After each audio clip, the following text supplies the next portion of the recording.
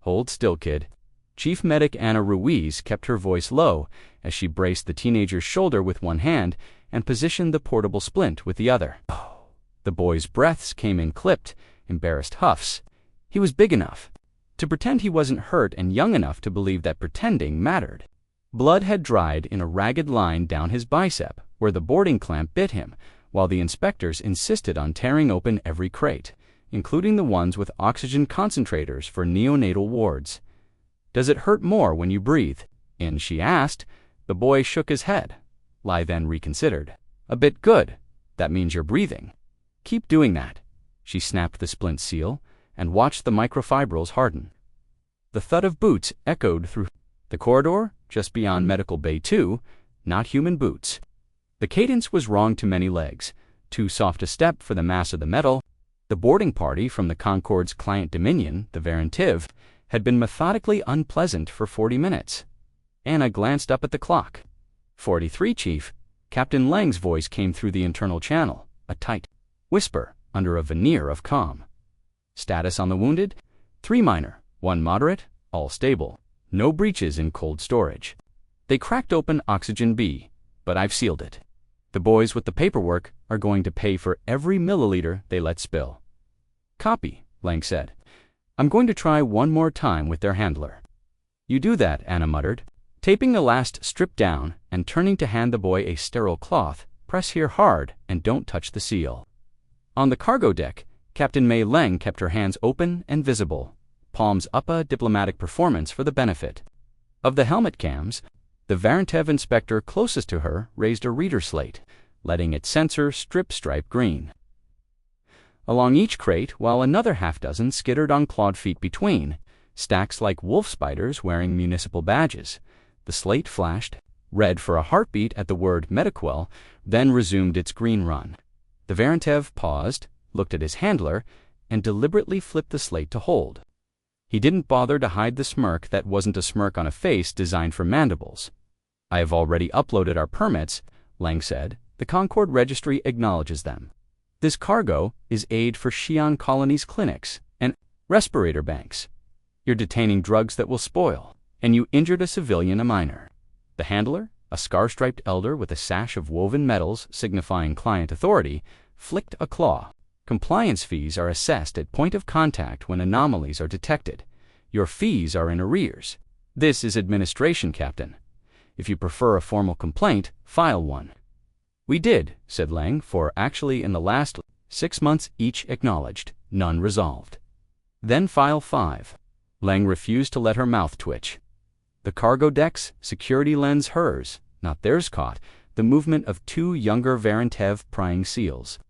She resisted the urge to shout everything was recording, everything would be archived. Your own slate read green, she said. You're not authorized to. The elder held up a claw, a parody of human hush. You are in Concorde space. You are a junior species. You will learn that processes are disciplinary for your benefit. And your benefit, Ling said, the courtesy in her tone honed to a blade. We won't be paying your discipline today. She felt the eyes of her crew on her back from the catwalk. She felt the patience in her bones like a drawn bow. The handler's mandibles clicked. Then your cargo is impounded until fees are remitted. Lang nodded once, like a woman agreeing to the weather. Understood. We will be leaving now. You will not. The cargo is the cargo, Lang said. Will leave with us. You can file your own complaint. 5 minutes later, their docking clamps released into the silent disapproval of the patrol corvette parked broadside, its hull shimmering with the Concorde's sunburst sigil. The patrol didn't fire. It didn't need to. The Varentiv had made their point. They had also, as Lang knew the instant the airlock sealed, made a mistake. In New Geneva, the Unified Assembly Building was mostly glass and quiet. From the street, it looked like a library, pretending to be a courthouse. Inside, it was both and neither, a machine for turning anger into minutes and minutes into action. Ambassador Kofi Ekwensi read the incident report once, then again he rolled back to page 1 and tapped the embedded footage from the medical bay, the boy's quick inhale when the splint tightened. He stopped the playback on the expression in Ana Ruiz's anger, flattened into something sharper, like the edge of a scalpel. He didn't play the cargo deck argument. He had spoken that argument in other rooms too many times. "Draft," he said, and the room's wall became a blank canvas of waiting light. He dictated without flair, the letters crisp and restrained, even as his pulse pounded in his ears. To the Office of the Prefect for Client Oversight, Galactic Concord Registry. Subject: Formal Notice of Redress. Incident 4472 Delta. On timestamp, a Concord Client Enforcement Unit boarded the registered humanitarian relief vessel Hope's Ladder under color of administrative compliance. During their unauthorized inspection, a minor civilian, age 15, was injured by a boarding clamp, and medical cargo destined for she and Colony was seized without due process. This constitutes a breach of Concord Articles 4 and I's concerning civilian immunity and aid conveyance. He paused. He looked out over the lake. Sail drones cut clean lines through water the color of old glass. Humanity requests the following: immediate restitution of all seized cargo, medical apology issued by the client authority to the injured minor and family, disciplinary review of the enforcement unit and its handler, binding assurance that aid shipments will not be detained without a neutral arbitrator present, and a formal statement from the Concord affirming that client authorities do not derive revenue from compliance levied on humanitarian missions. He let the words settle. ADD, he said, this failure to provide adequate redress within 72 hours will result in the implementation of Assembly emergency doctrines regarding aid protection and civilian immunity guarantees. This is not a threat. This is notice. He signed it with his full name, his office, and the small seal that carried as much weight as it needed to in rooms where weight was measured in favors and favors were measured in receipts. Send it non-public. And public, he said, and start the clock. Realized it had gone cold and set it back down. He reached for his Cums, patch me, through to Assembly security and legal. And he thought of the boy's flinch, public health. In the secure basement of a building that did not officially exist, lights blinked on. A woman with a buzz cut and old burn scars on her knuckles read the same report on a slab of glass and closed her eyes for the length of a breath. Recall, gray. She said. Her second arched an eyebrow for a clamp and a seizure. For a pattern, she said, and for a line across 8 time zones. Reservists checked boxed kits and tapped code into the bones of systems that weren't supposed to exist anymore. The doctrines had names that sounded like weather reports: Gray Ledger, Winter Silence, Blue Corridor. They were written in a decade when humanity's worst fears had felt plausible and had been filed under contingencies. Loud people liked to call paranoia. The loud people had retired. The doctrines had not. Ram squatters on the old Space Coast watched lights wink on in buildings that had been museums last week. SHIELD technicians in the Pacific Ring pinged dormant nodes and listened. To them, answer. An unmarked tug drifted past a Concord relay to check how long it took for its presence to be noted and logged the answer into a file called Etiquette. None of this made the news. None of it needed to. The news had other things. A panel debate on whether humanity's inclusion in the Concord had softened its edge. A clip of a Varentev official at a podium saying words that sounded like apology without containing any quiet conversation on a late-night channel where a grandmother said, "We taught our children not to start fights. We did not teach them to stand still while someone hits them." 72. Hours is a long time when you're waiting to see who blinks. At 59, the Concord replied. The message had the veneer of decorum. It came packaged in the sigils of the prefect's office, with all the right stamps and all the wrong tone. To Ambassador Equincy, the Concord regrets any distress caused by standard administrative procedures. A review has been initiated. As you are aware, humanitarian shipments are subject to inspection to ensure compliance with anti-contraband measures. The injury reported is unfortunate. Appropriate caution will be reinforced. However, your notice contains language that could be interpreted as coercive. The Concord encourages all junior species to pursue redress through established channels. Equincy read the letter. He highlighted the word unfortunate and pinned it to the top of a board on his desk, marked words that mean nothing. He dictated, A reply that did not use the words, "You have mistaken patience for permission," and did not include the phrase, "Do your job." He wrote, instead, with the same precision he used to clean a knife. Ambassador Kofi Equincy arrived 2 hours before his staff. Jacket off, tie in his pocket, the lake throwing shy light across his office floor. He didn't sit. He stood at the glass and dictated a message that sounded like porcelain held just short of shattering.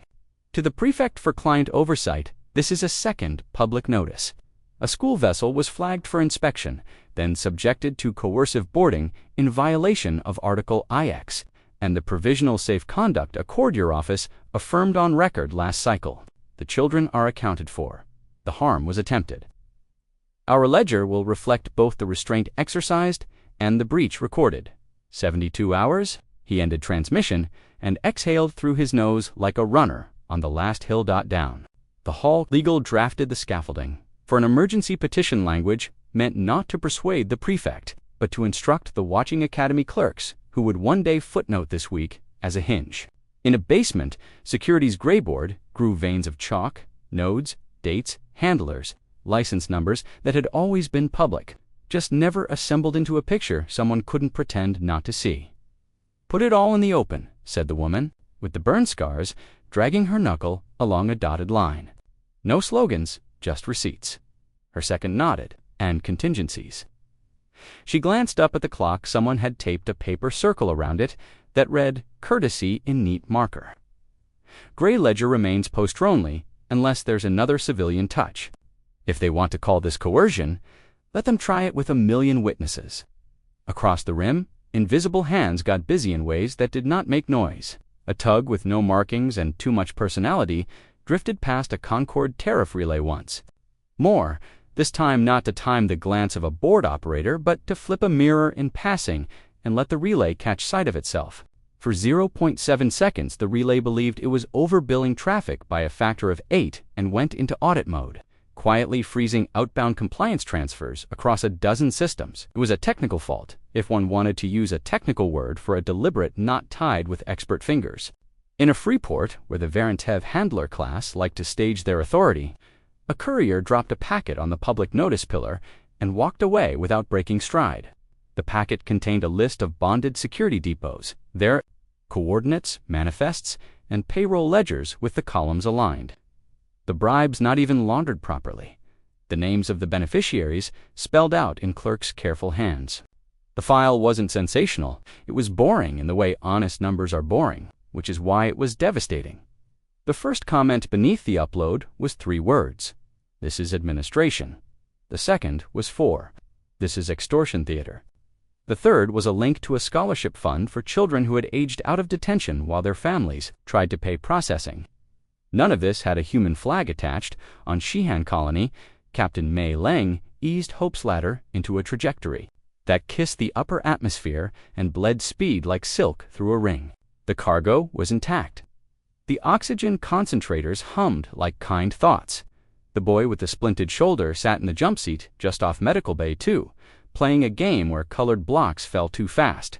Anna Ruiz watched him and pretended to inventory gauze. "Heard from your folks?" she asked without looking up. He shrugged with his good shoulder. "Mom says not to watch the public board, which means she's watching the public board." "Wise woman," the boy frowned at his screen. "Are we gonna get in trouble for not paying the fees?" Anna snapped a lid on a tray. "We don't pay pirates. We write them down in a book. And then we make it so they can't do it anymore. Is that legal?" She smiled without teeth. "It will be the Concord," unused to an opponent that spoke softly and moved on. Multiple layers at once responded with what it thought was mastery. A patrol broadcast reminding all junior species of the importance of process. A stern memo to client dominions about optics.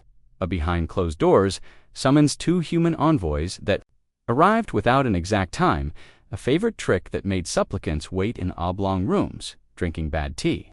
Equincy did not attend the summons. He sent a deputy with a folder containing 3 things: a copy of the articles with the relevant margins flagged, AN, invoice for the spoiled oxygen from Oxygen B, priced down to the milliliter with citations, and a single photograph of the school pilot's second harness.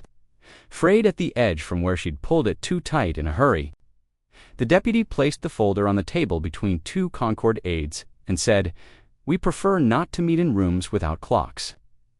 The aides smiled the way people smile when the manual tells them to. "Your ambassador's letter contains language that might be read as conditional threat." The deputy inclined her head, then ensured the condition does not obtain. In the wider galaxy, ripples formed in places the Concord had forgotten how to look. A trade guild of methane breathers posted a resolution refusing to service corvettes, flagged for arbitrary inspection of civilian vessels. A cluster of free code archivists wrote an extension that pinged legal arbitrator nets automatically the moment an aid manifest went under review, lighting up dashboards like a constellation. A singer on a station where the air tasted of nickel put out a loop of the children's Ofki song. No lyrics, just the courage and the wobble. And someone mixed it with the faint hiss-click of a boarding latch that did not open. And someone else, layered in the whisper of waves, recorded off New Geneva's lake. It was corny. It charted in an hour. The Varentev handlers did not all agree on the response. Some were shrewd and counseled quiet, ride out the human tempest, let the prefect's office soak the noise, wait for the cycle to turn. Others felt the insult in their bones and reached for the lever they'd yanked so many times before humiliate the loud junior species. Extract a concession, remind the lanes who kept order. One of those chose a target of opportunity, a human-adjacent, bonded labor site euphemized as a compliance hostel, where migrants swapped. Backbreaking shifts for the promise of eventual papers. He arrived with 19 enforcers and an order stamped in red. He left without the order, without the enforcers' weapons, without a clear sense of how his own cams had captured nothing but static from the moment he stepped onto the loading platform. He did, however, leave with a notarized receipt, 312, persons released to their home habitats pending review. 24 minors transported to medical care. Full payroll ledgers uploaded to the Concord public net. A bill for replacement locks, which had been cut cleanly and stacked in labeled piles. There were no dead. There were also no second chances. Someone posted the handler's first stunned sentence to the pillar. Who authorized this? The answer beneath it gathered 1,000 approvals in a minute. The law you wrote down and never meant. Inside the assembly's secure floor, the grayboard map acquired red circles, then gold strike throws, sites neutralized. Not with bravado, but with surgical timing and a refusal to be cruel, even when cruelty would have felt like justice. The woman with the burn scars pointed with a capped marker. Public health clinics, secured with local volunteers and recorded chain of custody. Tariff relays, placed into audit using only their own protocols. Detention depots, opened, documented, casualties 0, repeat 0. Her second tapped a node. We've also traced the administration fees to 3 patron nests. Post them, he hesitated. Naming patrons invites wider conflict. She capped the marker harder than necessary. We're not threatening war. We're teaching math. She posted the numbers with no adjectives. She posted them where clerks and quartermasters could not look away. On a low-grav foundry world, a Concord cruiser captain watched the feeds stack on his console and felt something unfamiliar slide under his breastbone. He had believed the line about humans, volatile, talented, desperate to be liked. He had never watched an opponent hold a blade flat against their own wrist to prove they were steady. He keyed a private message to his opposite number in patrol. Do not touch the children again. He did not send it, he deleted it, and instead ordered his crew to stand down from instructional patrols for 48 hours, on account of a reactor inspection that did not exist. The prefect's office finally blinked. A statement appeared on the public ledger. It contained the word apology, which they used sparingly, and the phrase administrative irregularities, which they used too often. It promised a review. It did not specify a timeline. It did not mention the school transport. It did not mention the boy's blood drying down his arm. Ambassador Equincy read it in silence. Then he filed something no one expected. He filed an offer, provisional armistice for civilian protections and aid conveyance. The header read, term 30 days. Conditions, immediate return of all impounded. Humanitarian cargo. Escrow of all collected compliance fees related to aid shipments pending independent audit. Suspension of client-initiated inspections of registered school or medical transports absent neutral arbitrator signal. Public Reaffirmation that civilian immunity is non-negotiable. In exchange, humans suspend further operations, interfering with Concord revenue infrastructure. All operations to date are documented and closed to further action. Verification. Third-party observers selected by mutual consent. He sent it to the prefect. He sent it to the Free Code archivists. He sent it to the Methane Breathers Guild. He sent it to anyone who might be trusted to say what they saw, even if it hurt their side. The neutral chamber chosen for the armistice session was all angles and echoes. A stone amphitheater carved into the prefect's complex that tradition claimed had once been a cistern. It held the kind of cold that made people speak plainly. Ambassador Kofi Ekwinzi arrived without entourage, carrying a thin printed ledger and a pen. Across from him, the Concord adjutant Taylorserith, cartilage-framed and precise, placed a tablet on the table and folded her hands. Between them, the observer's chair sat occupied by a Yevri scholar whose species had made a religion of footnotes.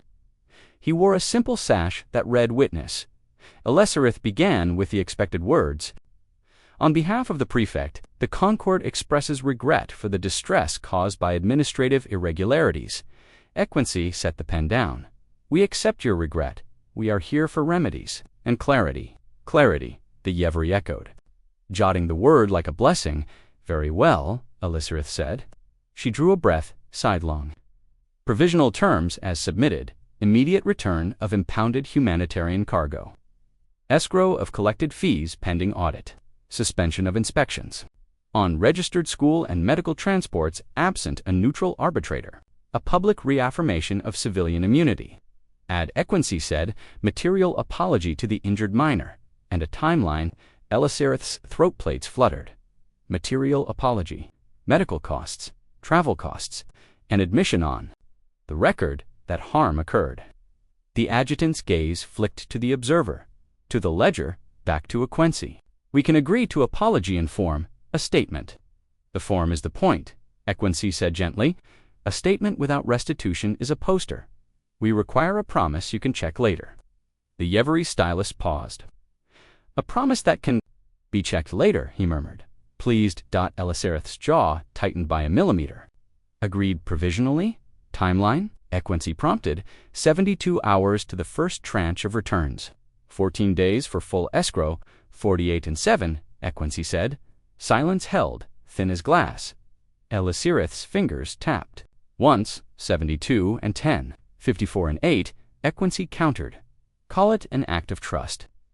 Trust was a word with teeth in that room. The Yevri underlined it twice. Taylorserith inclined her head. 54 and 8. In exchange, you will cease interference with Concord revenue infrastructure. We will cease operations touching your systems. We civilian shipments, Ekwinzi replied. Our operations concerning unlawful detention sites proceed only to the extent required to release civilians and secure medical care. Documentation will be public. 0 casualties remain our standard. Remained the adjutant. Couldn't help it. Curiosity softened her voice. Ekwinzi's answer came without triumph. Remain. They drafted the text, while the chamber learned the shape of their voices. Outside, the prefect staff moved in eddies, translating posture into policy. Inside, the Yevri witness annotated the preamble. Both parties affirmed the inviolability of civilian immunity and the sanctity of humanitarian lanes. The words were old. The intention under them felt new.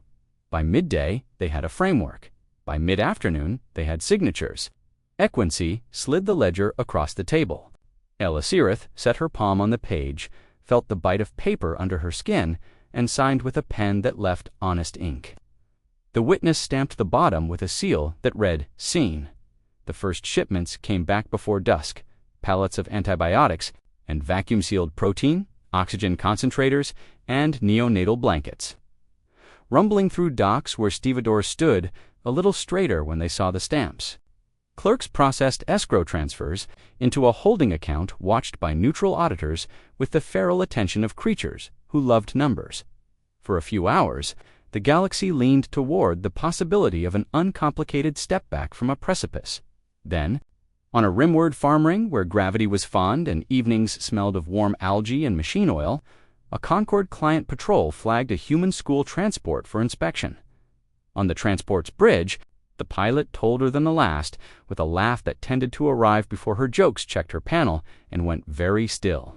The new neutral arbitration protocol at Quincy's team had pushed through pinged green. The Concorde Corvette ignored. Her hands moved anyway, steady as a mason. Kids, harnesses, teachers, double-check, call and respond, eyes on me. In New Geneva, security's gray board pinged a soft tone that cut through chatter like a monk's bell.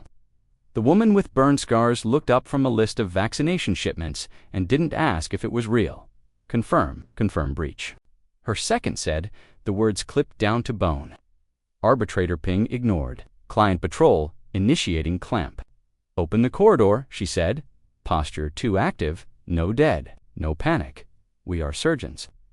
Across an ugly expanse of space, unmarked holes that looked like working boats diverted in lazy arcs that meant nothing until they meant arrival. A constellation of maintenance drones on seemingly unrelated registers adjusted their patrols by 3 degrees each. A strip of code asleep in a tariff relay woke and stretched and remembered a tune it had learned when someone fed it kindness. And coffee in a lab under the lake. Ambassador Quincy's come chimed once. He was still in the cistern chamber, solving the logistics of observers for the first audit. Elisirith saw his face change and stood before he spoke. What is it? She asked, already knowing. Your clients? He said. Careful. Ours. A school transport. Her throat plates went pale. We issued the armistice. So did we, Quincy said. Lines are words until you teach them to your hands. Elisirith flinched as if someone had used her private name. I will contact the patrol. They won't answer you. They've already chosen ignorance. We are going to choose consequence. Ambassador, she said, a plea hiding in breath. If you escalate, we will de-escalate aborting. That's all. And we'll write it down as clearly as we did your apologies. He was already moving, not hurried, but inevitable. The Yevri witness rose with him, tucking the signed armistice into a waxed sleeve like a relic. On the farm ring, the Corvette's clamp thudded to the pad and tried to bite. The latch met itself in a maze of wrong. A handshake jellied into nonsense by something that understood the latch better than the factory that made it. The Corvette tried again. It failed again, politely to deckhands in soft boots ghosted through. A maintenance lock on the Corvette that had never been catalogued, because the survey team that built the lock had not been paid to be imaginative. They were not wearing insignia. They were wearing fingerless gloves and harnesses heavy with redundancy. To the deck cameras, they looked like fog. Bay clear, the first breathed. Bridge, in 90. The second replied, the talk of professionals, whose nerves lived elsewhere and rarely visited, and then because. The universe has a sense of timing that borders on malice to school transports public. Channel piped a single child's question into 1,000 feeds. Are we in trouble? A teacher answered with the ancient magic teacher's no. We're singing, she said. Pick your favorite, we'll make a mess of it. Ready? They sang about a river they had never seen that kept ships safe. They sang to fast joy and terror braided so tight the cord HUMMED dot in the Corvette's corridor. A Varentev Jr. enforcer heard the voices and slowed for a heartbeat, mandibles ticking in confusion. He had been told humans were loud and soft and desperate. He had not been told they were loud like this on purpose, to connect their fear like a chain. He did not lower his weapon. He did not raise it either. He hesitated, and in the hole that hesitation made, mercy walked in. The boarding corridor lights fluttered, not off, but down to a twilight that softened edges and told adrenal glands to hush. The enforcers found their boots responding to a subtle pull that made rushing feel like walking uphill. A soft voice in their helmet, speakers pitched to the frequency where mammals hear mother sounds, whether they want to or not, said, pause, assess, breathe, you're in our heads. The handler hissed only to his own skull. Find the source, sever it. On the school transport's bridge, the pilot met her own eyes in the reflection of the forward port and told herself a small truth, you were born for this. She keyed the channel to the farm ring constabulary, to the neutral arbitration network, to the Concorde's emergency oversight line, and to a public ledger with an audience that included a Yevri scholar and a methane breathers guild and 1,000 dock workers with phones in their pockets. "This is registered school transport Skylark," she said. "We are under attempted administrative boarding in violation of the armistice. We request witness." "Witness," the Yevry wrote in the cistern, underlining until the ink went through the page. The corvette's bridge door slid, open to admit to humans who did not move like soldiers and did not move like anyone the Varent had trained against. They moved like paramedics in a burning building. Fast, kind, ruthless with time, non-lethal only. The first said, more to herself than anyone else, and she thumbed a bead that painted the room with a pattern human eyes. Ignored and variantive visual cortices found deeply boring. The enforcer at the helm side, as his attention wandered to the floor, to the way the deck plating had been replaced in squares that didn't quite match. He wanted, suddenly and fiercely, a nap. "Bridge secured," the second said softly. "Upload the courtesy packet." A block of text and video and law hit the corvette's logs with the weight of good bookkeeping. Timestamps, citations, the armistice signature, the arbitrator ping, the ignored response. In the assembly's basement, the woman with burn scars ran a fingertip down the op sheet, while the room stilled around her. The gray board had been wiped and redrawn a dozen times since the Skylark, every line tighter, every contingency written. In verbs, not nouns. She wore a headset tuned to 6 channels and kept the 7th public muted, but visible in her periphery. A constant ribbon of witnesses. "Targets," she said. 3 cruisers staging instructional patrol near the Hecate corridor. 2 extortion nodes feeding bonded depots in the Kalmar Belt Client Authority Safe House, masking as an adjudication center. Objectives: blind, board, document, return. Collateral standards: 0. Courtesy standards: mandatory. Her second glanced up. "We're live on observers. Everywhere it matters." She let herself breathe once. All teams' surgeons' hands. Across space, the cruisers held station in a triangle with the lazy confidence of bullies who expected the hallway to stay theirs. Their holes wore the Concorde sunburst, but their posture belonged to the patrons who funded them through cutouts.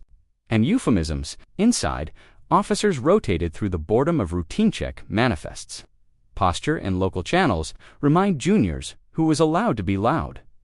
On an unmarked platform that looked like a lopsided maintenance scow, a gimbal woke, with no noise and less drama. The rail launcher it held had been printed in pieces, each innocuous, each signed out to a different agricultural cope refurb. Now it breathed as one thing, and sighted not on hearts, but on eyes. "Spectrum phase," murmured the gunner, who was not a gunner by trade. She taught physics at a community polytechnic when the sky was quiet. "On my mark, 3, invisible and absolute." A pattern slid over the cruiser's coms and sensors, not jamming so much as convincing every receiver in their skins that the only thing worth hearing was a lullaby from home. Radar fell in love with background noise. LiDAR decided to remember the first day it saw its own hand. Bridge helmets bubbled with soft, insistent updates that meant nothing but felt vitally like they did. Eyes down, a cruiser captain snapped. Too late, his engineering board popped. A lattice of amber not-quites? His tactical display showed a serene, empty field. Into that carefully curated ignorance moved the other half of the plan. From the shadows of Hecate's dim moonrock, low-profile drones unspooled like seeds from a dry palm. They did not rush. They flowed into positions the cruisers could not see and parked under lip edges of armor where cameras never quite looked. Magnetics whispered ports that had not been used since trials opened with the reluctant creak of things. Repurposed against habit on the assembly's secure floor, feeds stacked on feeds, thermal audio, hull flex, telemetry, officer biometrics, body cam from people who never used to need body cams. The woman with the scars kept one eye on a row of green dots that were not targets but civilians, tethered by bureaucracy to the extortion nodes. She would not take her eyes off them. Boarding teams A and B. She said, "Your green upload courtesy packet on insertion." Team A went first. They were the kind of people who never made recruitment posters. A tug pilot with shoulders like a dock bollard. A nurse whose hands could intubate in a bouncing ambulance. A coder who looked like a substitute teacher and had once rebuilt a Corvette's HVAC in 0G because she couldn't stand sloppy air. Their insignia were blank. Their belts were heavy with non-lethals, medkits, and adhesive placards printed in 12 trade languages. Civilian secured, medical aid provided. This incident is being recorded. They cut through a service access no officer had thought to weld shut and walked into a cruiser corridor washed in quiet. To Varentiv enforcers pivoted, weapons rising. The Doc Bullard pilot lifted his palms, empty, and spoke at a register designed for de-escalation. We are acting under Article 9, Amended Armistice Protocol. You are out of compliance. We will secure your bridge without harm. Breathe. One enforcer twitched on instinct. The nurse's hand flicked, and a pellet found armor at a seam with a soft thwop. The enforcer's muscles melted into slack surprise. The other froze, mandibles clattering in a rhythm that meant fear. The substitute teacher coder put a placard on the wall at her shoulder, recording civilian standards in effect. Bridge. The pilot breathed, and they moved. Across a dozen systems, the same choreography unfolded with unshowy excellence. At Colmar 3, an administration node turned out to be an office with 6 desks, 3 safe drawers, and a closet full of coffee. The team that took it wore booties over their boots and put everything back where it had been after they photographed it, not to be kind, but to be exact. They freed 47 people whose contracts had been lost to processing and loaded them into shuttles that smelled like disinfectant and oranges. They left behind a ledger, printed and bound, with every bribe aligned in columns, every name soberly spelled dot at the adjudication center. A tiled room with official stamps on the walls and blood rust under the drain, the human team moved like museum conservators saving something precious from fire. They did not look away from the stains. They measured them. They documented serial numbers as if prayers depended on serials and for some lives. They hung a plaque on the door, closed by public law. When a handler tried to bluster inside, he found an open channel broadcasting his barked orders to a ring of people who had learned to despise euphemism.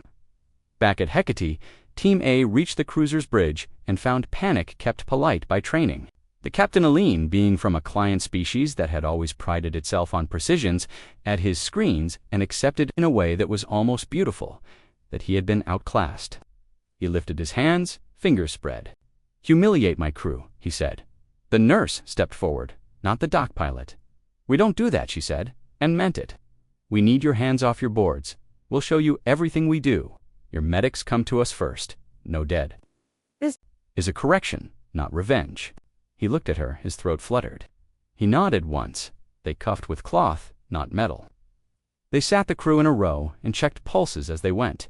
They isolated the weapons locker with a wedge and pasted a courtesy placard over the keypad. Sealed for safety, logged witnesses present.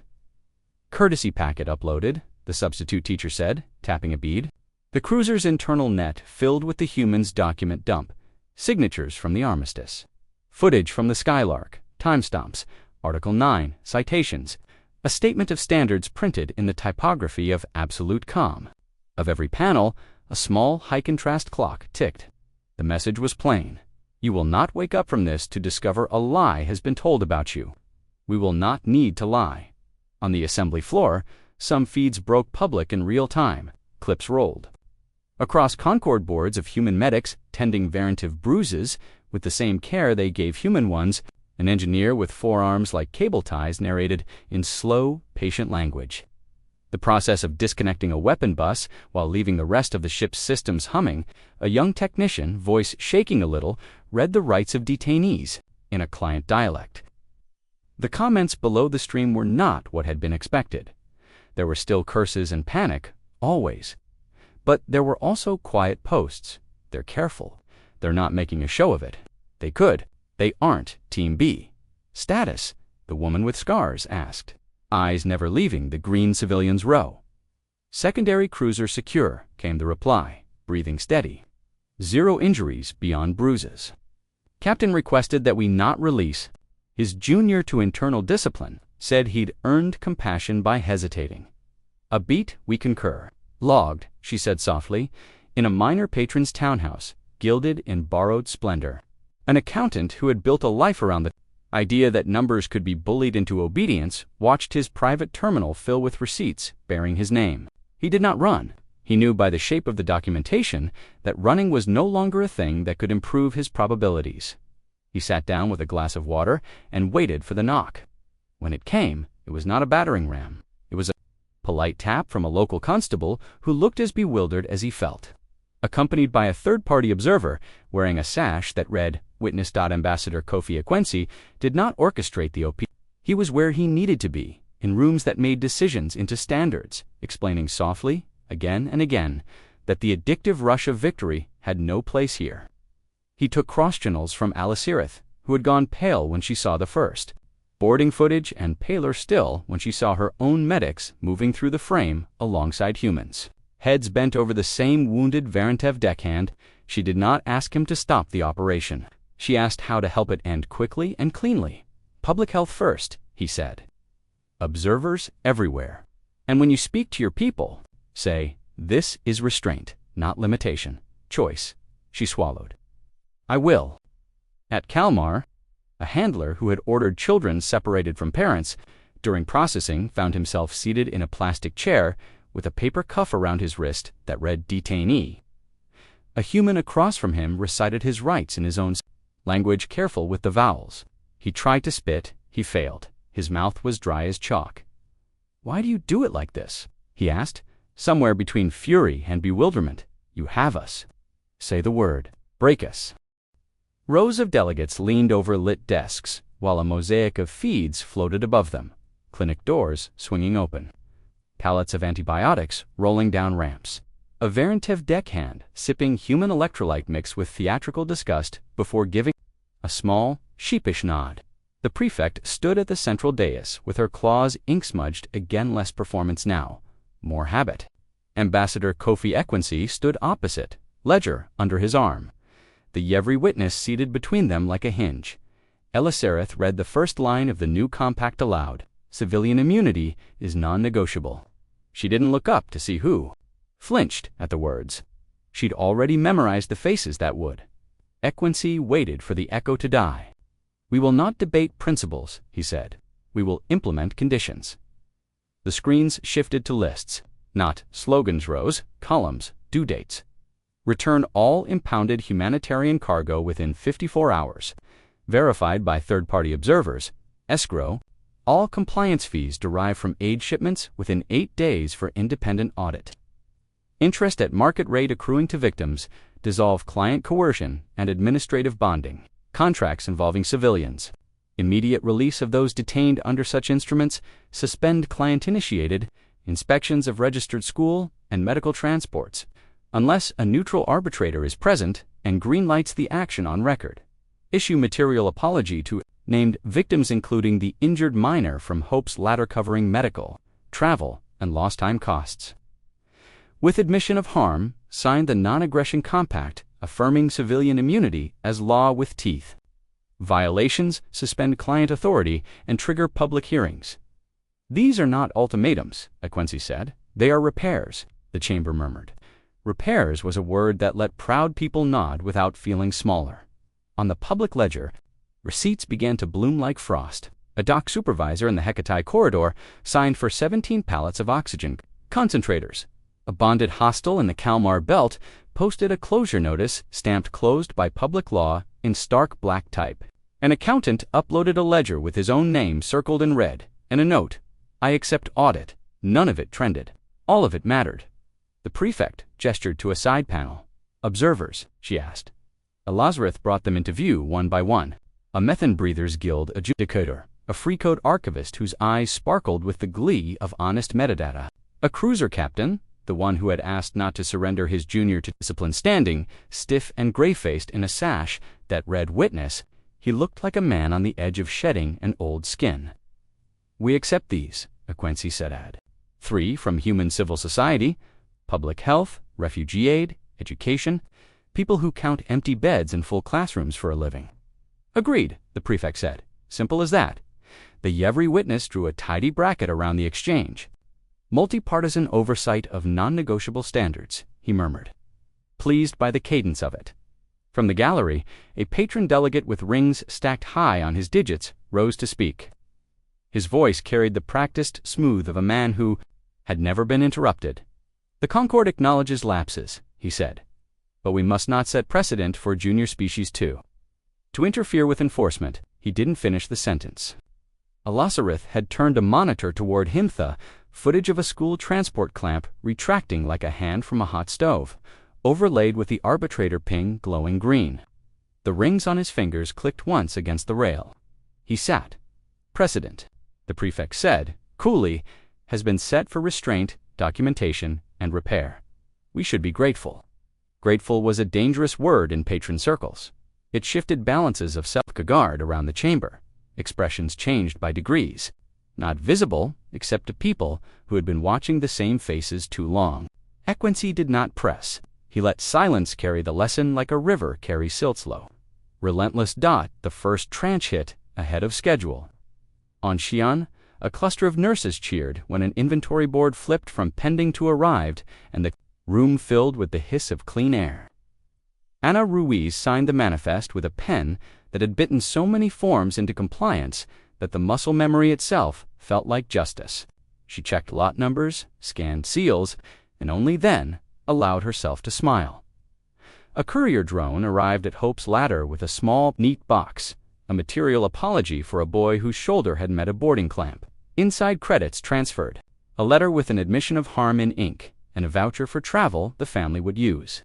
Not for a vacation, but to visit a grandmother who had been too far for too long. The boy read the letter twice, the second time slower. His mother cried the way people cry when relief arrives in a mundane shape. On the farm ring, where the skylark had sung its fear away, the local constabulary posted a training update. Neutral. Arbitration protocol, mandatory. Boarding cameras, mandatory. Mixed species de-escalation modules, mandatory. They did not credit humanity by name. They credited a lesson. In a patron townhouse gutted of pretense by columns of numbers, the accountant opened his door to the same local constable and the same third-party observer as before. This time they were accompanied by a Concord auditor with a spine like a caliper.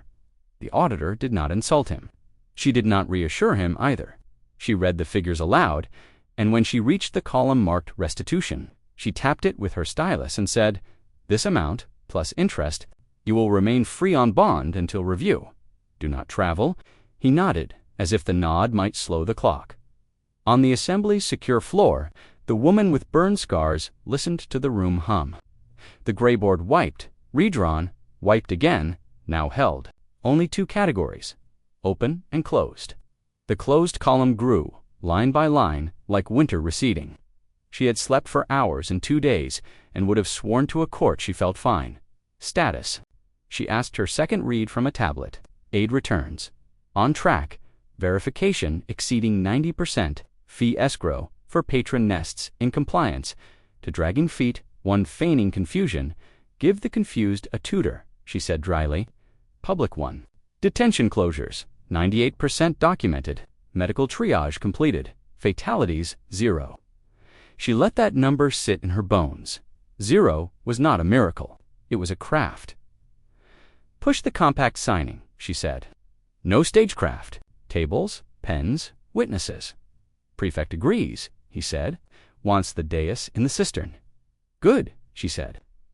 Stone makes people honest. Ambassador Equincy used the hours he had bought to teach. He took calls from academies he cared about, places where doctrine hardened into reflex. He told young officers a story without heroes, of a pilot who strapped children into harnesses and told them to sing, of a cruiser captain who asked to spare a junior and learned to hold his own shame without infecting his crew, of a medic who taped a note to a locked weapons cabinet sealed for safety, logged witnesses present. He did not say, "We were better than you deserve." He said, "We were exactly what we promised." Alasarith used the same hours to weed. She moved through the prefect's corridors like a careful fire.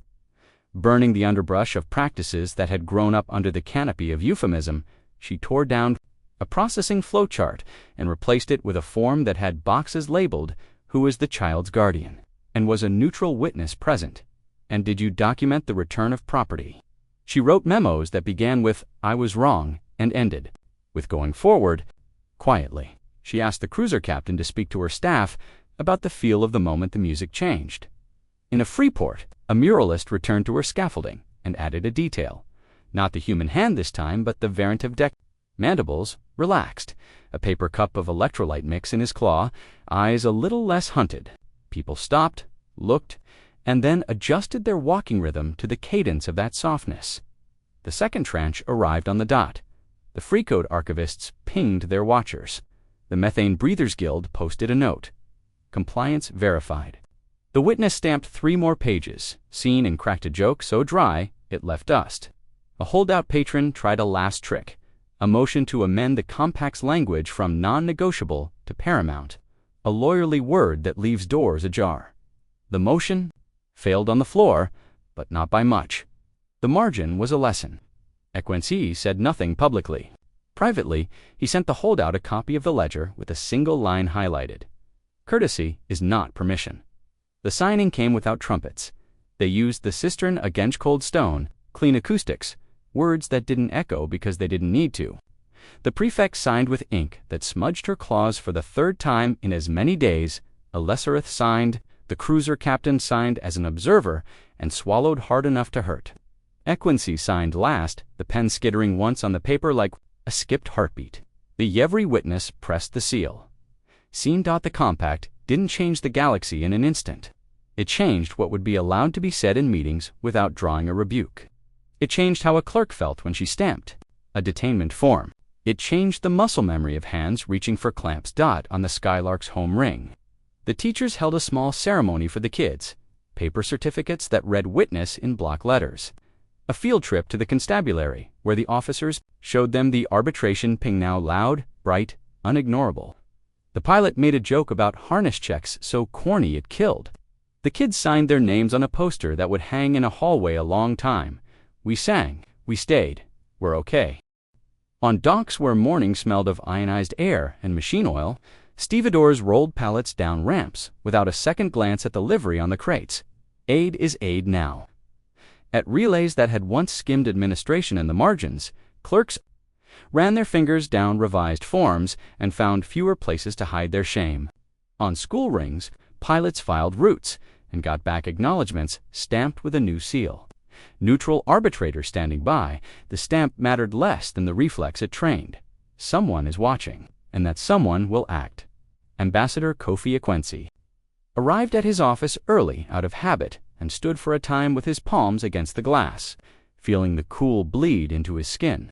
The ledger sat on the shelf, its spine unadorned, a book that could have been anything, recipes, debts, prayers. He didn't touch it. He brewed tea and drank it hot for the 2nd morning in a row. On his wall, a quiet cascade of confirmations. Ticked by escrow posted, audits opened, clinic stocked, apologies delivered, and signed for. He watched, not to gloat, but to confirm the world was doing what it had promised. A message, chimed De La Sirith, concise as always.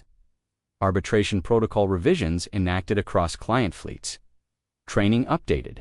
I would appreciate a copy of your after-action education module. He sent it without edits. He added a note. We will be judged by it too. She replied with a single word that, in her language, meant both agreed and held.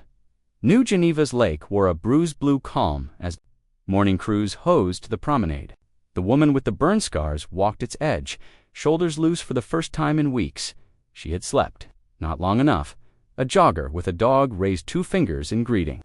The dog trotted close, inspected her boots, decided she was fine, and returned to her human with the confidence of creatures who assume tomorrow will be ordinary in the basement that wasn't on a public map. The gray board held only maintenance now, audits to receive, thank you notes to send, trainings to schedule where adrenaline wouldn't teach the wrong lesson. Her second hovered with a tablet. Final numbers, he said. Aid returns, 99.3% verified. The rest in transit with proof of life. Fee escrow. Complete across all flagged nodes. Interest rates posted. Detention closures. Total. Medical follow-ups scheduled. Fatalities still 0. She let the last number settle like a stone in a clear stream. Good, she said. Then we do the most important part. He waited. We vanish, she said simply. We don't build a shadow empire. We don't enjoy a reputation. We go back to our lives, and we leave behind processes that don't need our names on them. He nodded, relieved in a way he hadn't known he needed. Orders, stow the toys, archive the receipts, book the trainings, mail the commendations, and go home before sunset. All of you, across the Hecate 3 corridor, the 3 cruisers that had been taken and returned, drifted in honest patrol. Posture altered by the subtlest degree, tighter drives, clearer channels, a habit of announcing intentions before acting. On the lead ship's bridge, the captain precision-given flesh stood with hands clasped lightly at the small of his back and let his junior finish a report without interruption. The watch, he called the junior aside. "You hesitated," he said, and the word no longer carried only accusation. "Yes, sir," the junior said. "Mandibles tight?" "Good," the captain said. "Make that reflex teachable. You'll run the next mixed descalation block." The junior blinked. "Sir." "Law is power when everyone believes it," the captain said. "You will help them believe." On Sheehan, the clinic smelled like clean plastic and salt crackers. Anna Ruiz signed a final manifest and handed the pen to a nurse who had never met a boarding party and now, with luck, never would. The boy with the healed shoulder hovered in the doorway, pretending to be casual. "You want to do the last checklist?" Anna asked, voice light. He brightened. "For real?" "For real," she said, and watched him count the concentrators aloud, fingers brushing each seal, voice steady. When he finished, he looked taller. He probably wasn't. It didn't matter. A courier arrived with a small envelope. Inside, a handwritten note on Concord stationery apology, admission, restitution confirmed, and a second slip, an invitation to a dockside ceremony, where the clinic's staff would be thanked by name. The boy made a face. "You don't have to go," Anna said. "You can just live." He thought about that. "Maybe I'll go," he said, to see them say it out loud. "Good reason," she said. On the farm ring, the Skylark's pilot taught a class she hadn't meant to teach. Not heroics. Checklists. The rhythm of a call and response that kept children busy while their hearts thumped fear. A kid asked if they would have to sing again someday. The pilot smiled, crooked. "I hope the only time you sing that loud is for birthdays," she said. "But if you need to, you will, and it will help." The kids nodded like people who'd already learned one of life's useful secrets and were cataloging it for later. At the back, a constable held up a new panel bolted over the boarding hatch. Arbitrator required green. Only the kids cheered like it was a trophy. At a Freeport, a muralist put the last stroke on a wall. A ledger book opened to a page with no names, only a stamped word in plain type balanced.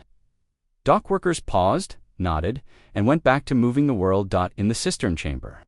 Ceremony returned not grand, but necessary. The prefect clause smudged again because she'd refused. To switch to a stylus, read the compact one last time into the stone, voice steady. Alesereth stood beside her, posture aligned to a new standard she had chosen. Ambassador Equinzi did not speak. He stood with the Yevri witness, who held a thinner ledger now. The compact reduced to the parts that mattered most, and watched. The faces in the back rows, clerks, adjutants, technicians who make ideals move through pipes and wires. When the prefect finished, the Yevri cleared his throat. "I have a note," he said, and a rustle of indulgent amusement moved through the chamber. He held up the ledger. "We have added a footnote to the articles. It reads, 'When law fails, those who enforce it with restraint teach it back to us.'" No one objected. The footnote was not law. It was something harder to change. The galaxy did what it does. It told and retold until the story lost its edges and found its use. The Angry Week became a clean paragraph in training manuals, a module in academies, an anecdote traded in mess. Halls, the song the children sang slipped under the noise of commerce and settled where lullabies live. Ready when needed, patron circles learned a new etiquette. Do not joke about compliance fees in public. Do not assume juniors will swallow humiliation if you call it process. Do not imagine you can fix shame with a donation unless the receipts match. Not everyone learned. Enough did. Humanity went back to work. Not back as in behind, back as in forward. The way a heart goes back to beating after a sprint. The woman with the burn scars stood in a teaching lab under the lake, showing a room of mixed species trainees why non-lethal pellets target muscle groups, and how to say, breathe in 3 dialects that de-escalate. She wore civilian clothes, hair grown out just enough to curl over one ear. On the board behind her, in her neat hand, a sentence: "Courtesy is a skill." Practice daily. Ambassador Equincy traveled less. He took his grandson to the pier and taught him the names of the birds, which is to say he taught him to look closely. When he did step into a chamber with a dais, he carried the same thin ledger. He rarely opened it. He didn't need to. People could feel it. Elizabeth restructured an office. It took longer than a crisis does, as all good things do. She promoted squeamish clerks and demoted charming bullies. She wrote apology more times than Pride would have liked. She slept, sometimes, with the window open so the city's night noise could remind her that standards matter because people live under them. The cruiser captain in the witness sash became a teacher after all. He did not like humans. He did not dislike them either. He liked the click that happens in a room when comprehension replaces posture. He wrote a small paper in a training journal and titled it "The Dignity of Being Corrected." No one made him a poster for it. He would have hated that anyway. On Sheehan, the boy with the healed shoulder grew into his hands. Years later, he would tell his child about the week the clamps didn't close and the way grown-ups sang to hold themselves together. He would skip the scary parts and emphasize the checklists. His child would roll their eyes and then, privately, memorize the order of the steps. The last public act that anyone remembers from that season was neither dramatic nor clever. In a dinged-up community hall that smelled of dumplings and solder, a human anti-soft-armed steady stood and read a short list in a clear voice. "We will not start fights," she said. "We will not stand still while harm is done. We will warn. We will wait. We will act exactly as we promised. We will stop when the work is done, and we will write it down." She folded the paper and put it in a pocket like a recipe. People clapped. Not like a rally, but like a town meeting where the budget finally balances. Afterward, as evening laid gold along New Geneva's glass, Equincy walked the lake path and paused where the prefect's plaque caught the light. Civilian. Immunity is non-negotiable. Below it, we thank those who reminded us. He touched the cold metal with 2 fingers. Not a benediction,